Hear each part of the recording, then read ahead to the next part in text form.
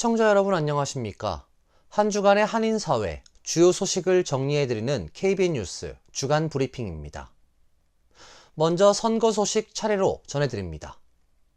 공화당 도널드 트럼프 후보가 민주당 카멀라 해리스 후보를 누르고 2기 집권을 확정했습니다. 트럼프는 주요 경합주에서 잇따라 승리하면서 당초 예상보다 일찍 큰 차이로 승리했습니다.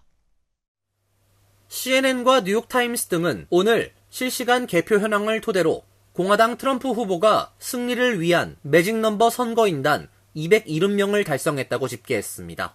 트럼프 전 대통령은 남부 선벨트 경합주 노스캐롤라이나와 조지아에서 먼저 승리하며 민주당 카멀라 해리스 후보를 앞서갔고 이후 북부 러스트벨트 경합주인 펜실베니아도 차지했습니다. 19명의 선거인단을 보유한 펜실베니아는 명실상부 이번 대선의 필승 지역이었습니다. 특히 2016년에는 트럼프 전 대통령을, 2020년에는 조 바이든 대통령을 뽑아 캐스팅 보트 역할을 했습니다. 한동안 선거인단 270명 확보까지 한 자릿수만을 남겨뒀다가 역시 러스트벨트인 위스콘신에서 승리하며 당선을 확정했습니다. 해리스는 18개 주와 워싱턴 DC에서 앞섰으며 트럼프는 32개 주에서 우위를 점했습니다. 트럼프는 51% 득표율을 기록했고 해리스는 47.5% 득표에 그쳤습니다. 예상과 달리 유권자들의 표심이 트럼프로 쏠린 주요 원인으로 경제 문제가 지목됩니다. 출구 조사에서 유권자들은 4년 전에 비해 본인의 경제 형편이 나빠졌다는 응답이 45%에 달해 코로나19 이후 급등한 물가가 선거에 큰 영향을 미쳤을 것으로 관측됩니다. 흑인과 히스패닉 남성의 변심도 트럼프 전 대통령의 승리에 기여했다는 평가입니다. 트럼프는 노스캐롤라이나주와 조지아주에서 흑인 남성들로부터 20% 정도의 지지를 받았습니다. 4년 전 조지아에서 11%, 노스캐롤라이나에서 7%의 흑인 남성표만 얻었던 것에 비하면 눈에 띄게 상승했습니다. 지역 언론들은 라틴계 남성 유권자들 사이에서도 트럼프 전 대통령 지지율이 더 높았다고 분석했습니다. 뉴저지주 연방 상원 의원 선거에 출마한 민주당 앤디 김 후보가 한국계 미국인 최초로 상원 의원에 당선됐습니다. 김 의원은 이민 역사 120년 만에 상원 의원이 탄생했다며 새로운 역사를 써내려가겠다고 밝혔습니다. 앤디 김 의원은 어제 치러진 선거에서 공화당 소속 커티스 배쇼 후보를 꺾고 상원 의원에 당선됐습니다. 그동안 한국계 하원 의원은 여러 명 있었지만 상원 의원은 김 의원이 최초입니다. 김 의원은 53.1%의 득표율로 44.6%를 얻은 배쇼 후보를 누르고 승리를 확정했습니다. 김 의원은 이날 당선이 확정된 뒤 뉴저지 체리힐의 더블트리 호텔에서 가진 기자회견에서 상원 의원직을 맡을 준비를 하면서 이 순간을 최고의 겸손함을 가지고 접근하려 한다고 말했습니다. 그는 역사상 미국인으로 불린 약 6억 명 중 약 2,000명만이 이 일을 맡을 영광을 얻었고 재미교포 역사 120여 년 만에 이 기회를 가질 수 있게 됐다라고 의미를 부여했습니다. 이어 아직 역사에 쓰이지 않은 장을 추가할 수 있을 것이라고 강조했습니다. 뉴저지주는 지난 1972년 이후 민주당 후보가 줄곧 연방 상원 의원 선거에서 당선된 민주당 우세 지역으로 김 의원은 개표 초반 당선을 확정지었습니다. 연방 하원 선거에 출마한 한인 후보들도 선전을 펼치고 있습니다. 캘리포니아 40선거구에 출마한 영김 의원은 득표율 56.8%로 승리가 예상되며 45선거구에 출마한 공화당의 스틸 박 의원은 득표율 52.5%로 경쟁자인 민주당 후보에 앞서고 있습니다. 워싱턴주 10선거구의 스트릭 랜드 의원도 58.5%를 득표해 승리가 예상됩니다. 반면 캘리포니아 연방 하원 47선거구에 도전한 민주당 데이브 민 후보는 49.4%의 득표율로 공화당의 스캇 보 후보에 소폭 뒤처져 있습니다. 뉴욕 주 하원, 뉴저지 각 타운 선거에 나선 한인 후보들도 선전했습니다. 론김 뉴욕주 하원 의원은 7선에 성공했고 뉴저지에서는 새로운 한인 시장이 탄생했습니다. 로컬 선거 소식 김태희 기자가 정리했습니다. 뉴욕과 뉴저지 로컬 선거에 출마한 한인은 모두 25명입니다. 뉴욕주에서는 주 하원에 3명의 한인 후보가 도전했습니다. 먼저 뉴욕주 하원 40선거구 민주당 론김 후보는 득표율 55%로 상대 후보인 공화당 필리방 후보를 따돌리고 뉴욕주 하원 7선 의원이 됐습니다. 65선거구 그레이스이 후보는 경쟁 상대가 없어 일찍이 재선이 확정됐습니다. 다만 25선거구에서 공화당 당적으로 현역 릴리 로직 의원에 도전한 케네스 백 후보는 5%포인트 차이로 하원 입성에 실패했습니다. 뉴저지에서는 또 한 명의 한인 시장이 탄생했습니다. 해링턴 팍 시장에 도전한 준정 후보는 1,486표를 얻어 952표에 그친 상대 후보를 이기고 시장에 당선됐습니다. 한인 후보 대결로 관심이 모아졌던 팰리세이드 파크 시의원 선거는 민주당 후보들의 승리로 막을 내렸습니다. 이상희, 신창균 후보가 승리했고 공화당 스테파니장 후보는 재선에 실패했습니다.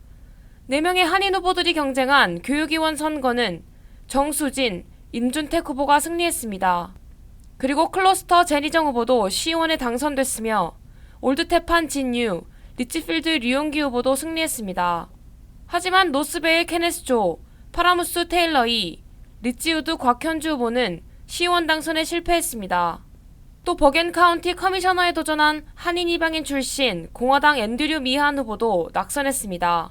KBN 뉴스 김태희입니다. 트럼프 당선으로 뉴욕과 뉴저지 지역에서 추진해온 주요 정책도 큰 변화가 예상됩니다. 뉴욕 주지사가 재추진을 암시했던 맨해튼 혼잡 통행료 부과는 폐지 가능성이 커졌고 뉴욕과 뉴저지를 잇는 허드슨 터널 프로젝트도 무산될 위기에 처했습니다. 계속해서 김태희 기자가 전해드립니다. 지역 매체 고다미스트의 분석에 따르면 트럼프 당선자가 내년 1월 20일 47대 대통령으로 취임하게 되면 뉴욕주의 주요 정책들이 중단 혹은 변경이 불가피해질 것으로 보입니다. 먼저 캐시 호컬 뉴욕주지사가 재추진을 시사한 맨해튼과 남단 혼잡 통행료 프로그램이 폐지될 가능성이 높아졌습니다. 트럼프 당선자는 집권 1기에도 혼잡 통행료에 반대하며 환경평가를 느리게 진행했고 지난 5월에는 소셜미디어를 통해 임기 첫 주 맨하탄 혼잡 통행료를 폐지하겠다고 밝힌 바 있어 취임 전까지 혼잡 통행료가 시행되지 않는다면 폐지 수순에 돌입하게 됩니다. 허드슨강 아래에 터널을 건설해 뉴욕과 뉴저지를 연결하는 이른바 게이트웨이 프로젝트도 다시 급브레이크가 걸릴 것으로 예상됩니다. 트럼프는 자신의 첫 임기 중에도 게이트웨이 프로젝트에 대한 연방자금 지원을 중단한 바 있기 때문입니다. 이민 정책도 대대적인 변화가 예측되고 있습니다. 뉴욕시로 쏟아져 들어온 난민들은 물론 미국 내 불법 이민자에 대한 대대적인 추방작전을 펼치겠다는 것으로 심지어 군대 국경 파견 계획도 밝힌 바 있습니다.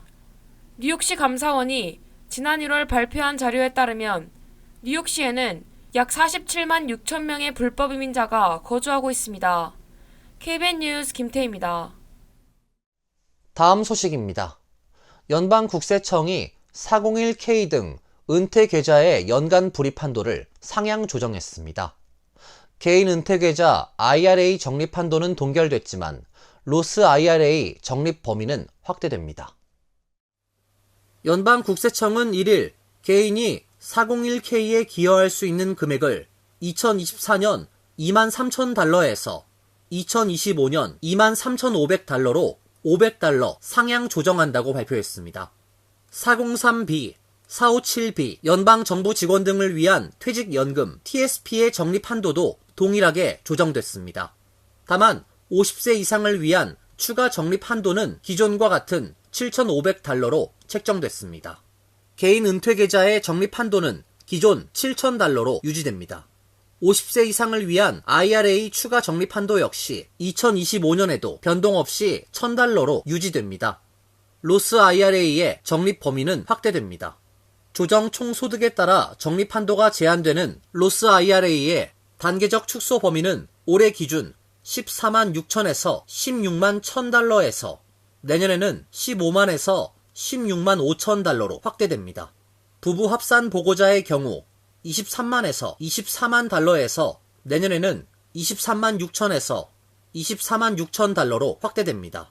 직장에서 제공하는 IRA 플랜의 경우 개인 기준 단계적 축소 범위는 기존 7만 7천에서 8만 7천 달러 수준에서 내년에는 7만 9천에서 8만 9천 달러 수준으로 확대됩니다.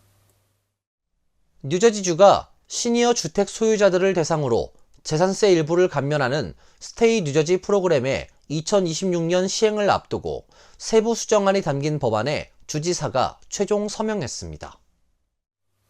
뉴저지 주지사실에 따르면 수정안에는 연수입 50만 달러 이하의 가정, 재산세의 50% 면제, 최대 면세액은 6,500달러까지 등의 내용이 담겼습니다. 법안은 지난달 28일 주의회를 통과했습니다.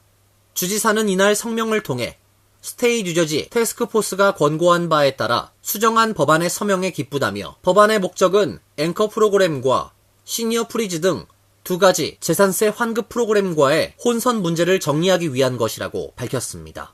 태스크포스의 권고에 따라 신청서는 내년 2월 공개돼야 합니다. 주지사는 주 예산 잉여금이 12%는 돼 지속 가능한 시니어 재산세 감면 프로그램을 이어가길 바란다고 밝혔습니다.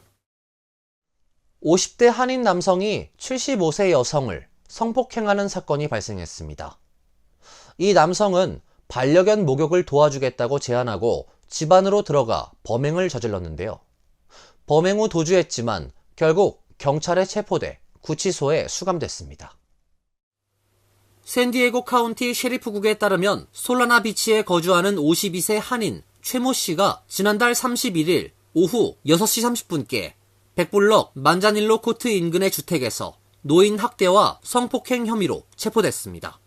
지역 매체 보도에 따르면 최 씨는 이날 오전 10시 45분께 4S 렌치 지역 7000블럭 카멜밸리 로드에 위치한 75세 여성 피해자의 집에 찾아가 피해자 반려견의 목욕을 도와주겠다고 제안한 것으로 전해졌습니다.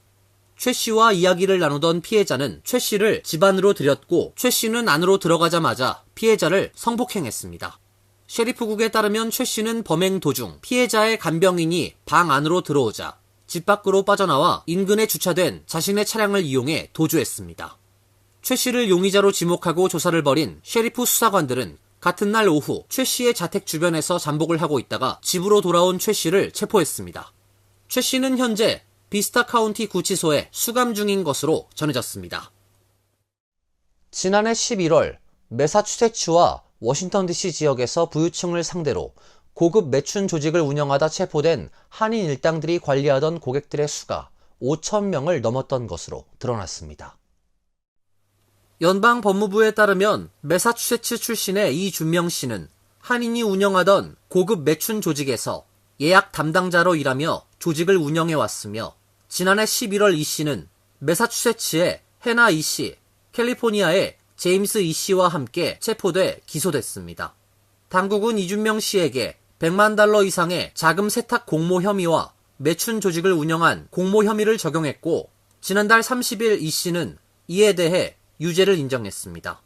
조사에 따르면 매춘 조직이 관리하던 고객들의 수가 5,000명이 넘었던 것으로 드러났으며 이 씨는 이 중 약 2,800명의 고객 관리와 예약을 담당했던 것으로 나타났습니다. 매춘 조직에 2021년 말부터 2022년 초까지 몸담았던 것으로 알려진 이 씨는 고객 관리와 예약을 담당했던 대가로 해나 이 씨로부터 매달 약 6,000에서 8,000달러를 받았던 것으로 전해졌습니다. 이상으로 KBN 뉴스 주간 브리핑을 마칩니다. KBN과 함께 즐거운 주말 되시길 바랍니다.